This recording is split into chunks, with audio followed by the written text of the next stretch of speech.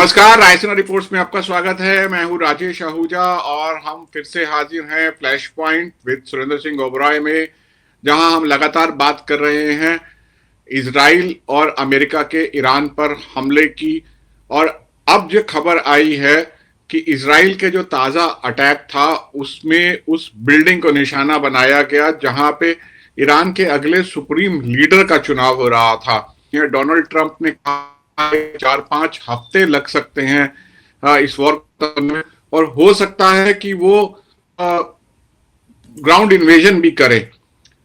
अब सवाल ये उठता है कि क्या अमेरिका के लिए ईरान वही हो जाएगा जो जॉर्ज डब्ल्यू बुश के लिए इराक बना? सुरेंद्र जी, आपकी राय। राजेश जी, आप बिल्कुल ठीक कहते हैं कि आज चौथा दिन था इस कॉन्फ्लिक्ट का या वॉर का। और कल जैसे ईरान काफी हावी था कई गल्फ कंट्रीज के ऊपर अटैक करने पे, आज इजराइल स्ट्राइक्स काफी इंटेंसिफाई हुए हैं ईरान में।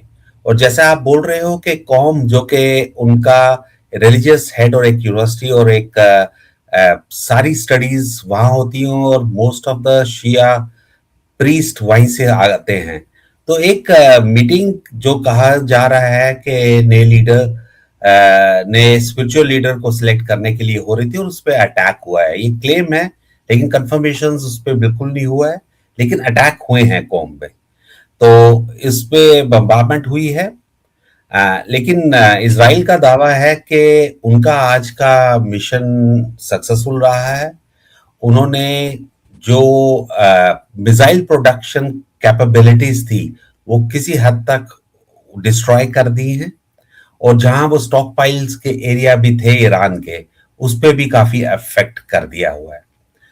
आप ये ठीक कह रहे हैं कि क्या ईरान इराक वे जा सकता है जैसे पहले हुआ था?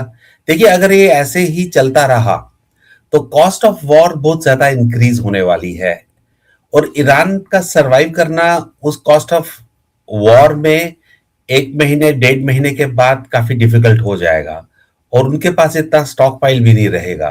तो उस चीज को अगर हम नजर रखें, हो सकता है कि अमेरिकन इसे लिंगर ऑन करना चाहते हैं और उनकी पूरी कैपेसिटी भी देखना चाहते हैं कि किस हद तक कितना क्या क्या वेपनरी ये इस्तेमाल कर सकते हैं, what can come out of their bags, I would say out of their hat. तो कुछ भी हो सकता है अगर हम कहें, लेकिन जो इस वक्त असर है वो असर तो ग्लोबली पड़ना शुरू हो गया है।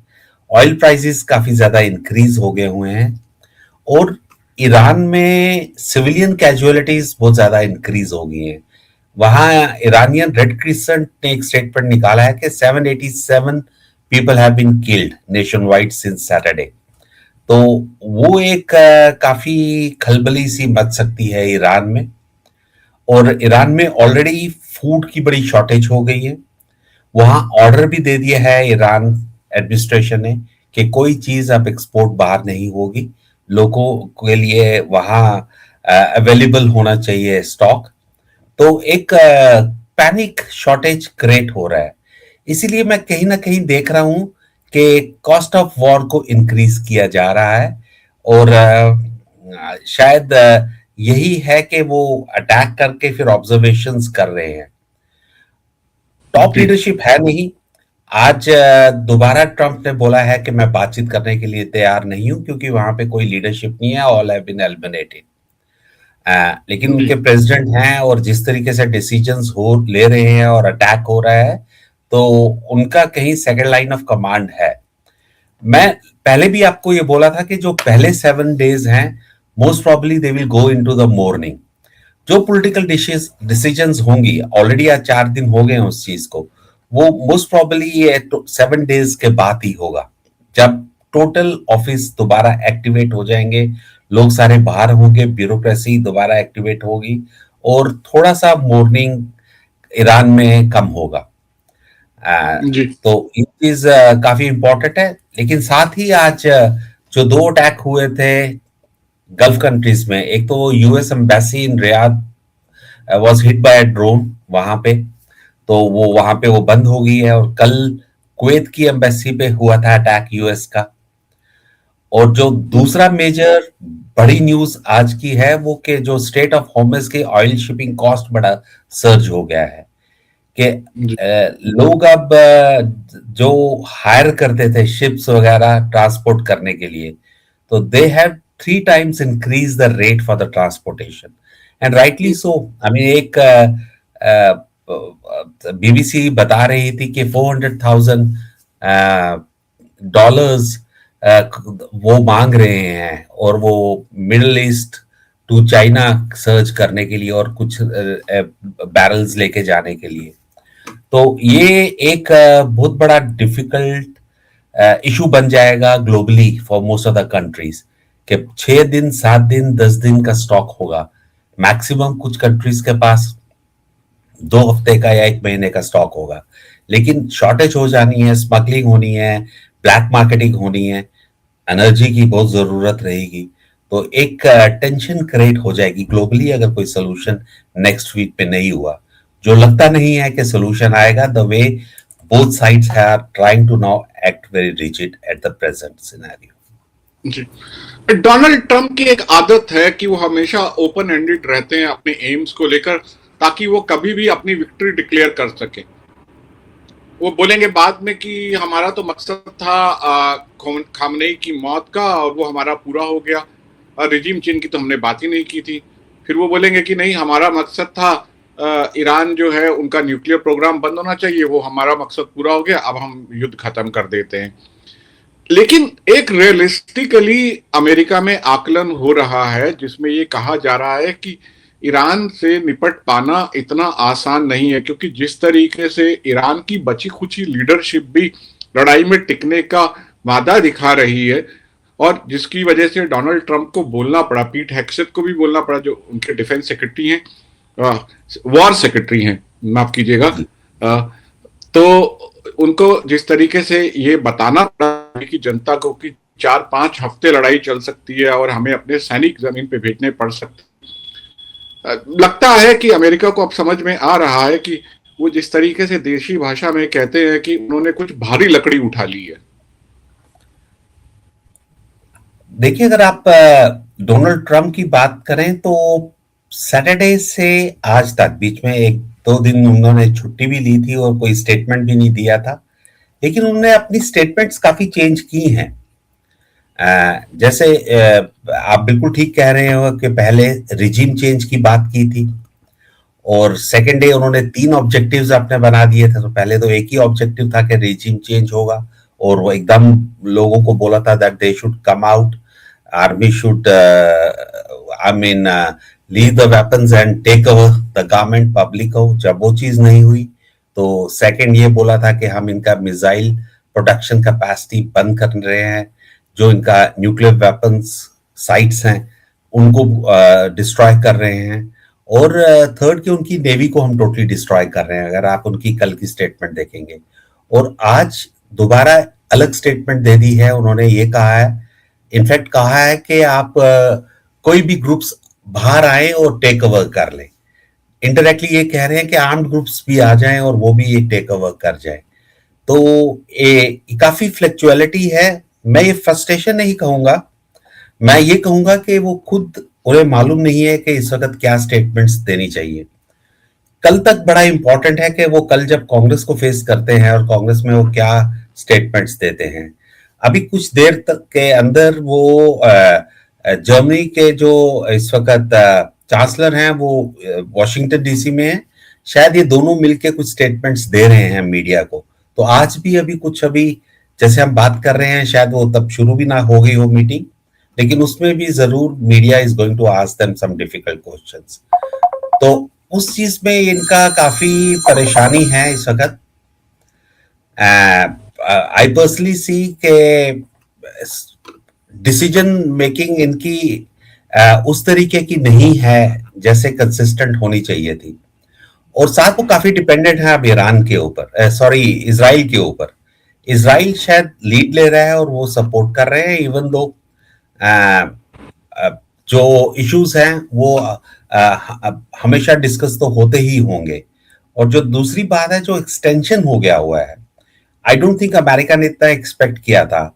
आज जो इजरायली ट्रूप्स हैं, they have gone into the Lebanon area, southern area में। कल उन्होंने वहां के विलेजर्स को बोला था कि आप यहाँ से निकल जाइए, और आज उन्होंने ग्राउंड ट्रूप्स का अपना फोर्सेस को they have started advancing into the southern Lebanon. तो इंटरनेशनल न्यूज एजेंसीज बोल रही थी। तो दो तीन चीजों के बीच में अब ये सराउंड हो चुके हुए हैं, तो इन्हें डिसीजंस लेनी पड़ेंगी और एक प्रेशर आ भी रहा है। दूसरा जो सबसे बड़ा खतरा है कि जो एनर्जी यूनिट्स हैं, चाहे वो साउथ सॉरी यूएई की हैं या आप ओमान के हैं, उनके ऊपर अटैक करना शुरू कर दिया है उन्होंने, वहां पे ड्रोन्स भेजना शुरू कर दिया हुआ है।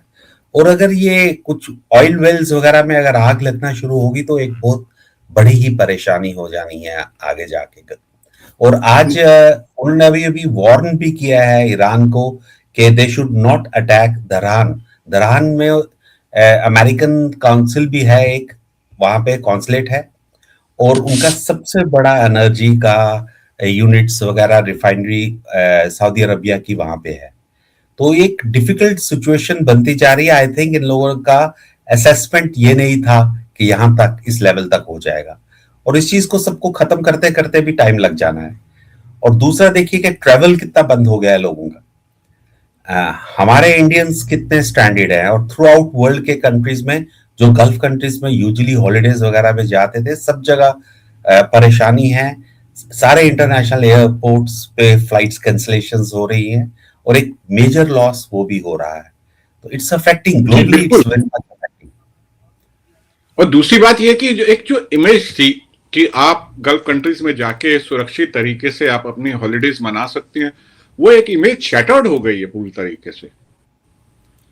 बिल्कुल बिल्कुल वो हो गई है। और जैसे अटैक हुए हैं कि लोग तो अपना सेकंड होम दुबई वगैरह में बना रहे थे और बड़ा पीसफुली रहना चाहते थे। अब हो सकता है ये सब कुछ टेम्पररी है, लेकिन एक थ्रेट हमेशा रहेगा। आई मीन तभी तो स्टॉक्स भी देखिए कितने ज्यादा गिर गए हुए हैं डिफरेंट जी कंट्रीज बिल्कुल। में और स्टॉक मार्केट्स में। जैसे जैसे तेल की कीमत ऊपर जा रही है, वैसे वैसे यूएस में जो स्टॉक मार्केट है वहां पे बहुत बहुत गिरावट देखने में आ रही है। जी जी, ये रहेगा। और अभी तो वीक तो स्टार्ट ही हुआ, आज 2 दिन ही हुए हैं, तो अभी 4 दिन और हैं अप टू सैटरडे। तो आई थिंक जैसे जैसे इंक्रीज होता रहेगा ये वायलेंस, और रास्ता बंद होता रहेगा स्ट्रेट ऑफ हॉर्मुज पे, ऑयल टैंक्स नहीं चल पाएंगे, उतनी ज्यादा स्टॉक्स में रेट्स बढ़ेंगे और शॉर्टेज ग्लोबली काफी ज्यादा होगी।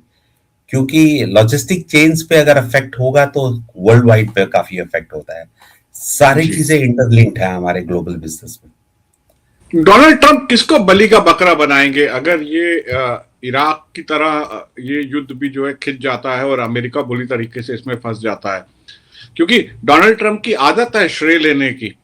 तो वो बेंजामिन नेतन्याहू को अगर आगे रखते और उन्हीं को उनके सिर पे सेरा बांधे रखते तो शायद हो सकता है कि वो निकल पाते बाद में अगर मामला खराब होता। लेकिन क्योंकि श्रेय लेने की उनकी आदत है तो इसलिए ठीकरा भी उन्हीं के सिर पे फूटेगा। है अमित बहुत ज्यादा। देखिए वो ऑलरेडी सफर कर रहे हैं अपनी इमेज को लेके, चाहे वो एप्स्टाइन फाइल्स हो, चाहे उनका पॉलिटिकल कैरियर हो, जो मिड टर्म में अभी नवंबर में कुछ थोड़ा और पता लग जाएगा। और सेकेंडली, जबकि नेशनल इंटरेस्ट होता है, जब नेशनल इंटरेस्ट होता है तो सारी अपोजिशन इकट्ठी हो जाती हैं, और they all talk about the nation first. लेकिन यहाँ पे देख लीजिए, इवन डेमोक्रेट्स क्रिटिसाइज कर रहे हैं डोनाल्ड ट्रंप को। तो सबसे ज्यादा खतरा तो डोनाल्ड ट्रंप को है खुद, कि वो खुद ही अपने पांव पे कुल्हाड़ी मार रहे हैं। देखिए पहले ये वॉर की जरूरत ही नहीं थी। unnecessarily they have declared a war. They have not only annoyed the international community, but they have also violated the international law. और ये बार बार कर रहे हैं, तो कितना लोग इन चीज को शायद भी करेंगे। मुझे लगता है कि डोनाल्ड ट्रंप के लिए ईरान जो है कुछ पर्सनल था मामला। जिस तरीके से इराक जो है वो जॉर्ज डब्ल्यू बुश के लिए पर्सनल था, क्योंकि ऐसा माना जाता है कि सद्दाम हुसैन ने एक पिक्चर बनाई थी उनके पिता की, जिसपे सब लोग चल के जाते थे। उसके बाद उनको लगता था कि ये एक मौका है जब उनको अपने पारिवारिक बदला भी लेना है। स्ट्रेटेजिक इंटरेस्ट तो अमेरिका के थे ही थे। सिमिलरली डोनाल्ड ट्रंप को लगता है कि उनकी असैसिनेशन की अटेम्प्ट किया गया। एक पाकिस्तानी नेशनल है जो अमेरिका की जेल में बंद है, जिसके ईरान से ताल्लुक बताए जाते हैं, और वो कोशिश कर रहा था डोनाल्ड ट्रंप के, नाम नहीं अभी तक आया है सामने किसका कर रहा था, लेकिन ऐसा कहा गया एफबीआई की तरफ से कि वो किसी बड़ी पॉलिटिकल हस्ती को असैसिनेट करना चाहता था, और जिन लोगों से वो बात कर रहा था वो अंडरकवर ऑपरेटिव्स थे। और ऐसा माना जा रहा है कि कुछ ना कुछ इस मामले में डोनाल्ड ट्रंप को लगता है कि ईरान ने मुझे निशाना बनाने की कोशिश की, इसलिए एक कोई पर्सनल बदला लेने की, बहुत ही विंडिक्टिव है वो, तो इसलिए उन्होंने ऐसा सोचा है कि ऐसा माना जा रहा है अमेरिका में कि ये एक पर्सनल मुद्दा भी है डोनाल्ड ट्रंप के लिए। नहीं, आई कैन अंडरस्टैंड, ये हो सकता है पर्सनल, लेकिन एक आप किसी कंट्री के प्रेसिडेंट हैं, तो अब प्रेसिडेंट उस वक्त अपोजिशन के भी प्रेसिडेंट हैं, सबके भी प्रेसिडेंट है, then you have to act like a fatherly figure rather than looking into a very narrow interest of your personal taking revenge. तो अगर है, होगा जरूर, ऐसा वो होगा, क्योंकि he is also a very short tempered person and he just wants to be in the news. बिल्कुल वो रहना चाहते हैं। बार बार आप देख लीजिए, एक साल में वो कितना कुछ क्लेम कर रहे हैं, और जबकि फैक्ट चेक होता है तो कितनी चीजें गलत भी निकलती हैं, और कोई भरोसा नहीं। आज तो वो काफी ज्यादा क्रिटिसाइज कर रहे थे ब्रिटिश प्राइम मिनिस्टर को, that you are too late on your issue. उल्टा उन्हें थैंक यू करना चाहिए था कि आप आगे हो, हमें दे दिया है आपने अपनी areas to land and to work around it, but he was criticising. तो ये एक टेम्परामेंट है उनका। कितनी देर तक चलेगा, कितना एक्सेप्ट होगा, only time will say about it. But I think again इन्होंने पर्सनल ज्यादा लिया है, एडवाइस भी नहीं लोगों की पूरी सुनी है। नहीं तो आर्मी चीफ जो थे, जो जनरल डनकेन थे, उन्होंने तो बड़ा क्लियरली कहा था that it's going to linger on, क्योंकि उन लोगों ने तो पूरा अपना असेसमेंट किया होगा कि अगर आप फर्स्ट अटैक करते हैं उसका रिप्रेसिव क्या होगा, वापस क्या होगा, और हमें कितना उनकी थ्रेट देखनी पड़ेगी। आप नोट कीजिए, आप देखिए कितने प्रेसिडेंट्स यूएस के थ्रेटेड रहे हैं ईरान से, but nobody has taken this step, including Biden और others, to attack Iran directly. और ये आके इन्होंने सीधा उसके ऊपर अटैक किया है। अब इनके पास क्या इंफॉर्मेशन थी या क्या प्लॉट है, क्या ये भी हो सकता है, एक थ्योरी ये भी है कि एक ग्रुप तैयार है जिसके साथ इन्होंने बात की होगी विद इन द गवर्नमेंट, लेकिन उसको वो ये प्रो अमेरिकन नहीं दिखाएंगे। Finally they will take over and then they will start negotiating with American. So that could be another possibility. जो ग्रुप नया आएगा, टेक ओवर करेगा, they will build up better relationship with US and then do according to what US will tell them to work around. तो ये सारी theories ही हैं अभी जो आगे आएंगी। अभी जो हमें अभी जो सामने नजर आ रहा है, जो भविष्य के गर्भ में है वो तो बाद में पता चलेगा, लेकिन जो अभी हमें नजर आ रहा है वो ये है कि ये एक किस्म से गल्फ वॉर बन गई है पूरी की पूरी। अमेरिकन एम्बेसीज बंद की जा रही हैं इलाके में, और 6 सैनिक अमेरिकी मारे गए हैं। एक दिन में 3 फाइटर प्लेन्स अमेरिका को लूज करने पड़े। मुझे लगता है कि अभी मैं सिर्फ अंदाजा लगा रहा हूँ, लगता है कि ये दूसरे विश्व युद्ध के बाद पहला मौका होगा जब अमेरिका को एक दिन में 3 फाइटर प्लेन्स जो हैं अपने वो उनके गिर गए। ये भी काउंटिंग, ये भी डेटा जो है वो आ जाएगा। लेकिन मुझे ऐसा लगता है कि जो रिजीम चेंज का इशू था जिसपे, वहां पे लगता है कि अमेरिका को अभी तक कामयाबी नहीं मिल पाई है। सक्सेसर्स आते जा रहे हैं, इजराइल के अटैक्स में, अमेरिकन अटैक्स में, ईरान के जो नेता हैं सुप्रीम लीडर के बाद उनके रक्षा मंत्रालय में अधिकारी, विदेश मंत्रालय में अधिकारी, डिफेंस सलाहकार, रिवोल्यूशनरी गार्ड्स के कमांडर, वो मारे जाते हैं, लेकिन उनकी जगह लेने के लिए नए लोग आते हैं, फिर उनकी जगह लेने के लिए नए लोग और नए लोग आ रहे हैं। तो अभी तो लगता है कि जो वॉर ऑफ परसेप्शन है, जो अमेरिका ने एक परसेप्शन क्रिएट किया था कि they will go in and out and जी they will be able to achieve their aims, वो अभी पूरा होता हुआ नहीं लग रहा है। बिल्कुल ठीक राजेश जी, जो शॉर्ट टर्म प्लान्स था शायद वो इनका फेल हो चुका हुआ है। अब इन्हें लॉन्ग टर्म प्रोसेस है इस चीज का। अब देखिए, आपने प्लेन्स की बात की, अब देखिए इनके जो 6 सर्विस मेंबर्स थे, they have also been killed. और दूसरा देखिए इनकी मूवमेंट कितनी हुई होगी, कितने गल्फ कंट्रीज पे जहां पे अमेरिकन एसेट्स थे, नियरली सब उन गल्फ कंट्रीज पे अटैक हो चुका हुआ है। और उन्हें कितनी मूवमेंट करनी पड़ी होगी अपने सारे एसेट्स को मूव करने के लिए on safer areas. So it has created quite a I mean it has shaken Americans a little, even though they are quite strong and quite big, but definitely और internally जो इनको resistance आ रही है, question किया जा रहा है कि आपको क्या जरूरत थी इस वक्त ईरान के ऊपर अटैक करने की। तो ये चलता रहेगा। आई पर्सनली फील कि अब जो गेस किया जा रहा है कि एटलीस्ट 4 वीक की तो minimum this war will continue at least. तो जी शॉर्ट भी हो सकती है, और उसमें कितनी कैजुअलिटीज होंगी, कितना सिविलियन सफर करेंगे। और globally as you rightly said, आप देखिए हर कंट्री इन्वॉल्व हो गया इनडायरेक्टली और डायरेक्टली, चाहे इकोनॉमिकली वो हुआ है, पॉलिटिकली हुआ है, या इस वॉर में हो रहा है। यूरोप नेरी टोटली एनगल्फ हो गया हुआ है। यहाँ से पूरा जितना भी हमारे वेस्ट एशिया और मिडिल ईस्ट की कंट्रीज हैं वो इन्वॉल्व हो गई हैं। साउथ एशिया अगर डायरेक्टली इफेक्ट नहीं है तो इनडायरेक्टली तो इफेक्ट होता ही जा रहा है, क्योंकि Iran is just a neighbour of most of the south Asian countries. तो एक एक्लिप्स आ गया है इस चीज का सब बाकी चीजों के ऊपर, और बाकी चीजें बिल्कुल अब डिस्कस ही नहीं हो रही। अगर मैं इसको समअप करना चाहूँ तो कुछ इस तरीके से हुआ कि जितनी वॉर लंबी खिंचेगी, डोनाल्ड ट्रंप पे उतने ज्यादा सवाल उठेंगे और उनकी प्रेसिडेंसी पर और लंबा शेडो आ जाएगा। फिलहाल ये इतना ही। सुरेंद्र जी, आपसे फिर मुलाकात होगी नई जानकारी के साथ, नए हालात में क्या है ईरान पे हमले को लेकर और ईरान के जवाबी हमले को लेकर। अभी के लिए बहुत बहुत शुक्रिया। Thank you Rajesh ji.